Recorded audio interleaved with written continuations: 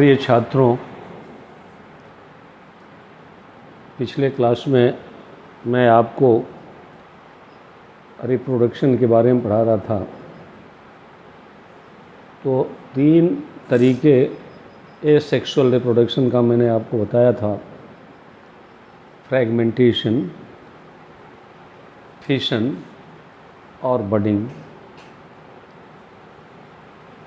उम्मीद है कि आप मेरा वीडियो यदि देखे होंगे तो आपको फ्रैगमेंटेशन समझ में आ गया होगा। मैं बताया था कि जब बहुत ही फेवरेबल कंडीशन होता है और फंगस जिस मीडियम पर उगता है यदि वो न्यूट्रिटिव है तो फंगस के सेल्स टूट कर अलग हो जाते हैं और प्रत्येक सेल अंकुरित होकर के नए थैलस का निर्माण कर लेता है। ऐसे स्पोर्स को आर्थ्रोस्पोर कहा जाता है या ओडियम कहा जाता है। उसका प्लूरल ओडिया है। बडिंग से जो स्पोर्स बनते हैं उनको ब्लास्टोस्पोर्स कहा जाता है। और फिशन, जैसा कि आप जानते हैं, ईस्ट फंजाई में अधिकतर फंगस यूनिसेलुलर होते हैं और वो सिंपली 2 कोशिकाओं में बढ़ जाता है। बढ़ते समय ही न्यूक्लियस उसके बढ़ जाते हैं। इस तरह से एक मदर सेल से 2 डॉटर सेल बन जाते हैं। अब उसी क्रम में और भी तरह से एसेक्सुअल स्पोर बनते हैं, जैसे स्पोरेंजियोस्पोर, सबसे ऊपर ब्लैक बोर्ड पे लिखा हुआ है। यह स्पोर्स जो होते हैं एक बर्तन में गोलाकार या बेलनाकार बंद रचना होती है जिसे हम स्पोरेंजिया कहते हैं। सिंगुलर उसका स्पोरेंजियम होता है। इस स्पोरेंजिया में 2 तरह के स्पोर्स बनते हैं। जिस स्पोरेंजिया में प्लेनोस्पोर बनता है, आप देख रहे हैं ब्लैक बोर्ड में जू स्पोर लिखा हुआ है, मोटाइल स्पोर लिखा हुआ है। यानी जिस फंगस में जिस स्पोरेंजिया में मोटाइल स्पोर बनता है उसे जू स्पोरेंजियम कहते हैं और इस मोटाइल स्पोर को जू स्पोर कहा जाता है। ये जू स्पोर यूनिफ्लैजिलेट या बाईफ्लैजिलेट होते हैं। यहाँ जो मैंने एग्जाम्पल आपको बताया है पीथियम और फाइटोप्थोरा, इसके जो जू स्पोर्स होते हैं बाईफ्लैजिलेटेड होते हैं। उनमें एक जो होता है व्हिपलैश टाइप होता है और दूसरा टिंसल टाइप का होता है। एक ही स्पोर में 2 फ्लैजिला होते हैं, उसमें कि एक जो है व्हिपलैश टाइप होता है, दूसरा टिंसल टाइप होता है। कुछ ऐसे भी स्पोरेंजिया बनते हैं जिनके अंदर जो स्पोर बनता है स्पोरेंजियोस्पोर, वो नॉन मोटाइल होता है।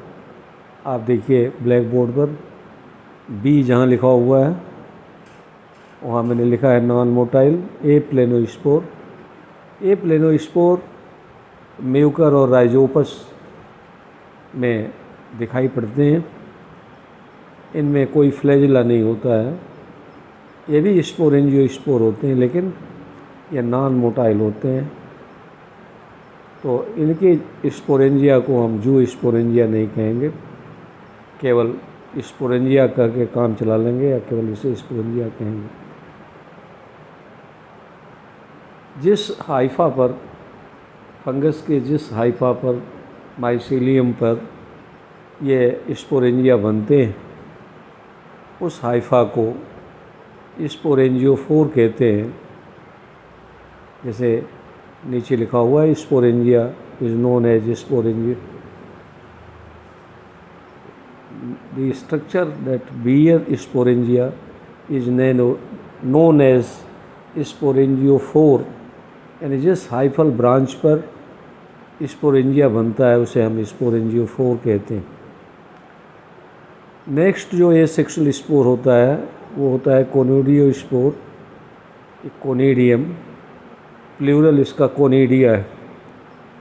ये नॉन मोटाइल एसेक्सुअल स्पोर्स होते हैं और सामान्यतया ये माइसीलियम के सिरे पर अथवा किनारे पर बनते हैं, जिन्हें हम कोनिडियोफोर कहते हैं। तो फंगल हाइफा के सिरे अथवा किनारे पर जो एसेक्सुअल स्पोर बनता है उसे कोनिडिया कहा जाता है और उस हाइफा को कोनिडियोफोर कहा जाता है। कोनिडियोफोर पर कोनिडिया अकेले बनता है अथवा चेन में बनता है अथवा झुंड में बनता है।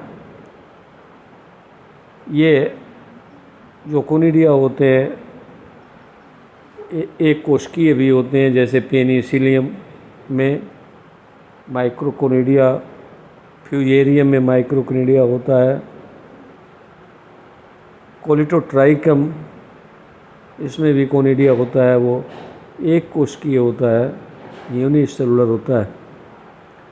आप देखिए बोर्ड पर बाइसेलुलर लिखा हुआ है। बाइसेलुलर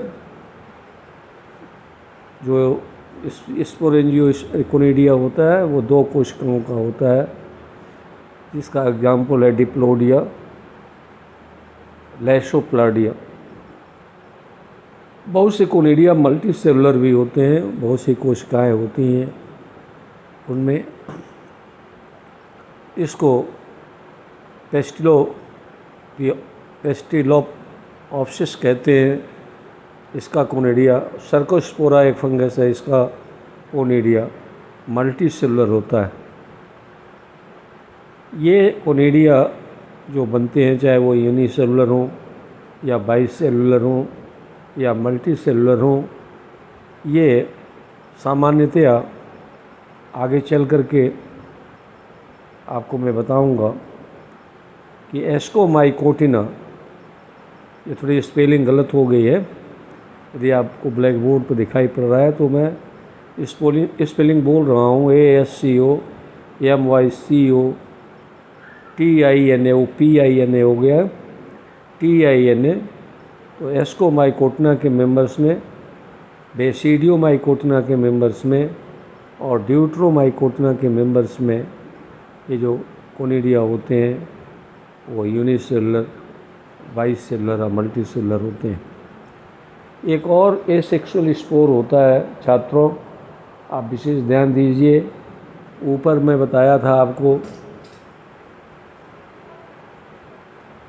कि जब न्यूट्रिशन ज़्यादा होता है, एटमॉस्फेयर फेवरेबल रहता है फंगस के, उस समय फंगस के सेल्स, हाइफा के सेल्स, माइसीलियम के सेल्स टूट जाते हैं और प्रत्येक टूटा हुआ सेल अंकुरित होकर के नए थैलस को निर्माण कर देता है, जिसे हम आर्थ्रोस्पोर, ओडिया इत्यादि के नामों से जाना जाता है। लेकिन ठीक उसके विपरीत दशा में जब फंगस प्रतिकूल वातावरण में रहता है, जिस मीडिया पर उगता है, जिस भोज्य पदार्थ पर उगता है, वो उसका न्यूट्रिशन कम हो जाता है, एडवर्स कंडीशन हो जाता है, उस समय भी विखंडन होता है, कोशिकाएं टूटती हैं खंडों में।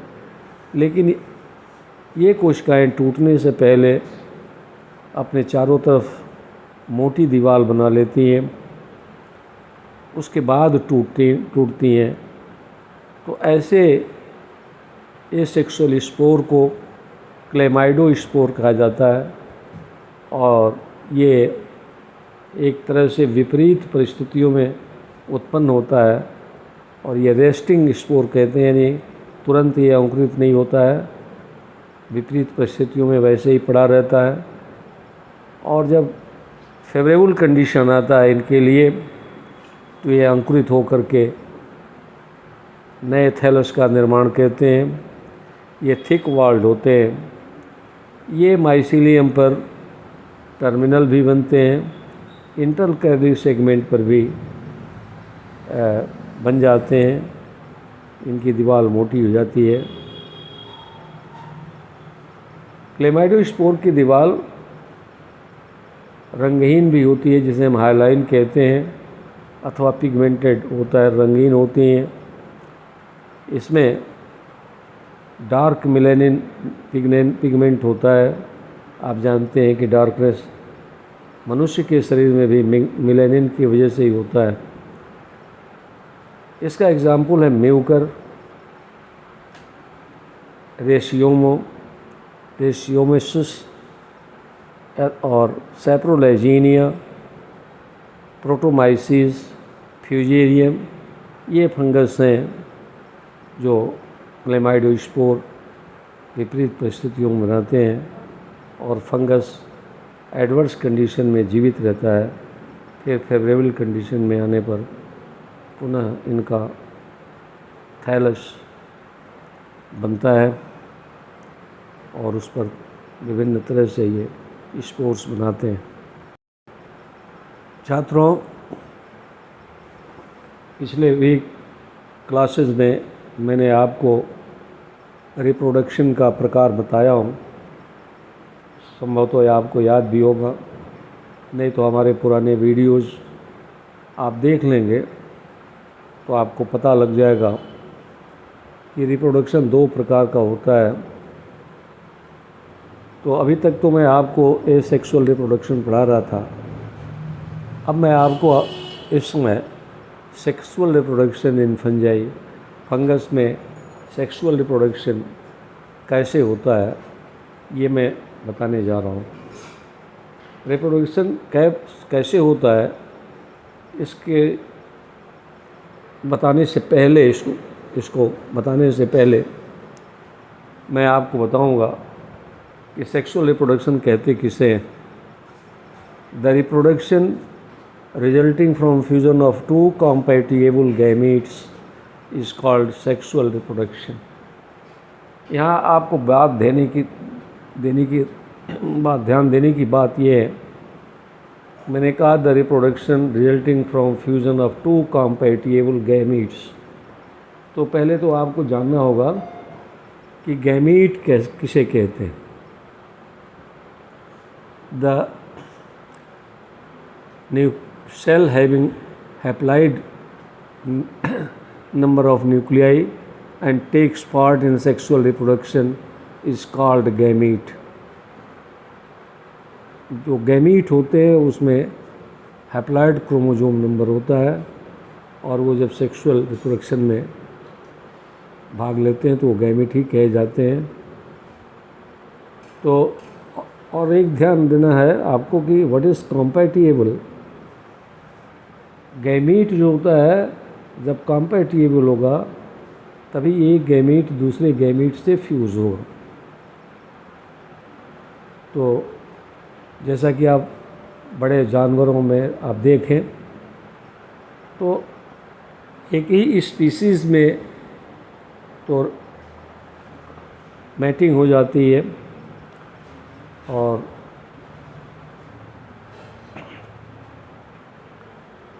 जाइगोट बन जाता है, तो उसे हम कहते हैं कॉम्पैटिबल। लेकिन यदि जब हम स्पीसीज़ 2 अलग अलग जीनस के स्पीशीज़ से जब हम क्रॉस कराते हैं तो जनरली उनके गैमीट्स कॉम्पैटिबल नहीं होते हैं, इसलिए वो सेक्सुअल रिप्रोडक्शन नहीं कर पाते हैं। या मेल गैमीट ही 2 आपस में फ्यूज नहीं कर सकते हैं, या फीमेल गैमीट 2 आपस में फ्यूज नहीं कर सकते हैं, क्योंकि वो इनकॉम्पैटिबल हैं, कॉम्पैटिबिलिटी उनमें नहीं है। तो sexual reproduction resulting from fusion of 2 compatible gametes is called sexual reproduction. Sexual reproduction की एक और परिभाषा है छात्रों, यदि मेरी आवाज़ आपको ठीक से सुनाई पड़ रही हो तो the reproduction resulting from plasmogamy, karyogamy and meiosis. तो सेक्सुअल रिप्रोडक्शन में तीन क्रियाएं होती हैं। प्लाज्मोगेमी होती है जिसमें दो साइटोप्लाज्म आपस में फ्यूज़ करते हैं। कैरियोगेमी है जिसमें दो न्यूक्लियस फ्यूज़ होते हैं। और एक होता है कैरियोकाइनेसिस ऑब्लिक मेयोसिस। मेयोसिस होने के बाद कोशिकाएं हैप्लॉइड हो जाती हैं, यानी उसमें क्रोमोसोम्स की संख्या आधी हो जाती है, जिसे हम हैप्लोडाइजेशन भी कहते हैं। तो ये तीन क्रियाएं होती हैं। ये तीनों क्रियाएं एक क्रम में होती हैं। ये इनका क्रम बना हुआ है। इस क्रम के अलावा इनका कोई दूसरा क्रम नहीं होता है। तो मैं बताया सेक्सुअल साइकिल में तीन फेजेस होते हैं, जैसा कि मैंने बताया plasmogamy fusion of cytoplasm, karyogamy fusion of nuclei, और तीसरा मैंने बताया आपको कैरियोकाइनेसिस एंड मेयोसिस। छात्रों, आप कैरियोकाइनेसिस और साइटोकाइनेसिस सुने होंगे। सेल डिवीज़न दो तरह का होता है। मेयोसिस सेल डिवीज़न होता है, माइटोसिस होता है। सेक्सुअल रिप्रोडक्शन में मेयोसिस होता है। अब इसका सिग्निफिकेंस मैं आपको बताना चाहता हूँ।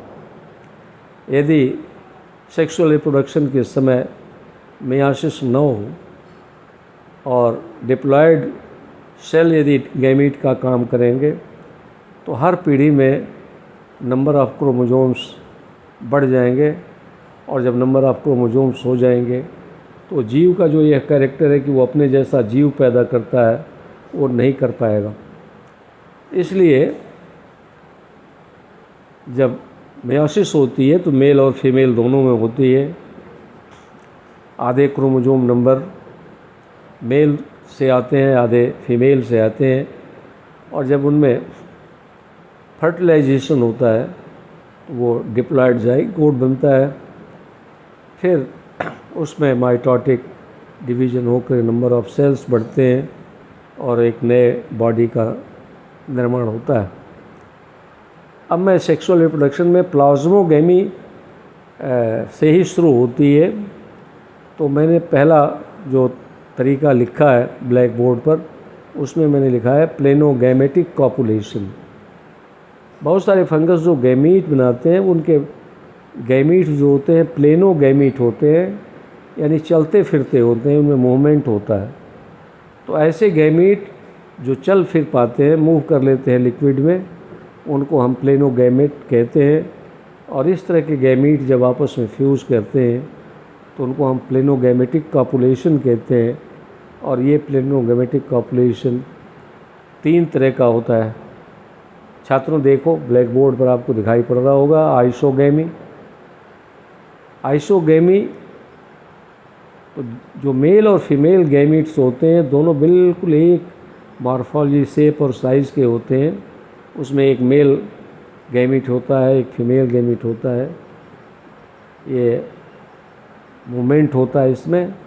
तब दो इस तरह के गैमीट्स आके फ्यूज़ होते हैं जो बिल्कुल आइडेंटिकल दिखते हैं, और फ्यूज करके वो नए थैलस का निर्माण करते हैं। तो उसे हम आइसोगेमी कहते हैं। ये मॉर्फोलॉजिकली बिल्कुल दोनों गैमीट एक दूसरे के जैसे होते हैं और कॉम्पैटिबल होते हैं। जो दूसरा मैंने इसका एग्जाम्पल मैंने बता दूँ, आइसोप्लेनोगैमेटिक कॉपुलेशन में सिनकाइट्रियम एक फंगस है, सिनकाइट्रियम इंडोबाइटिकम। ये पोटैटो स्केब के बीमारी उत्पन्न करता है। तो इसमें आइसोगेमी होती है।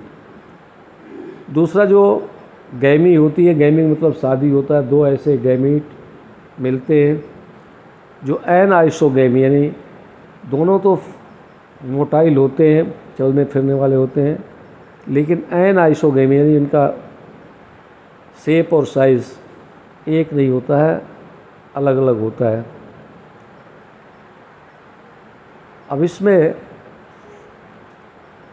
सभी जो होते हैं गैमीट्स बराबर ही होते हैं।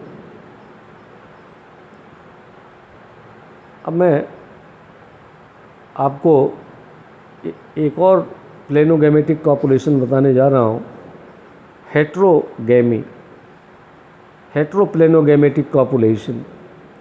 जैसे आप जानते हैं कि हेट्रो का मतलब ही होता है डिफरेंट, भिन्न। तो इसमें जो एक गैमीट होता है वो गैमीटेंजिया के अंदर होता है, नॉन मोटाइल होता है। लेकिन जो मेल गैमीट होता है वो बाहर निकल आता है, उसमें मूवमेंट होता है। तो जब एक मोटाइल गैमीट अनमोटाइल गैमीट से जाके मिलता है तो उसको हम हेट्रोप्लेनोगैमेटिक कॉपुलेशन कहते हैं। और ये एपोमाइसीट्स के मेंबर्स में इस तरह का प्लेनोगैमेटिक कॉपुलेशन होता है। या जहाँ ऊस्पेयर, उगोनियम और एंथ्रीडियम बनता है, वहाँ इस तरह से प्लेनोगैमेटिक कॉपुलेशन देखने को मिलता है। छात्रों, मैं उम्मीद करता हूँ कि आप ये मेरा वीडियो शुरू से अब तक आपने देखा, आपको बहुत अच्छा लगा होगा यदि आप समझ गए होंगे तो। यदि आप इसे नहीं समझे हों तो आप कमेंट कर ज़रूर करिए कमेंट सेक्शन में, और जिसे मैं पढ़ करके आपको और बेहतर ढंग से समझाने का प्रयास करूँगा। आपने मेरा क्लास अटेंड किया, आपको बहुत बहुत धन्यवाद। यदि आपको अच्छा लगे तो आप मेरा क्लास देखते रहिए। आपके कहने से ही मैं ये क्लासेस अपलोड कर रहा हूँ। अच्छा लगे तो ज़रूर बताएं, जिससे कि मेरा मनोबल बढ़े और मैं फिर आपको पढ़ाता ही रहूँ। धन्यवाद।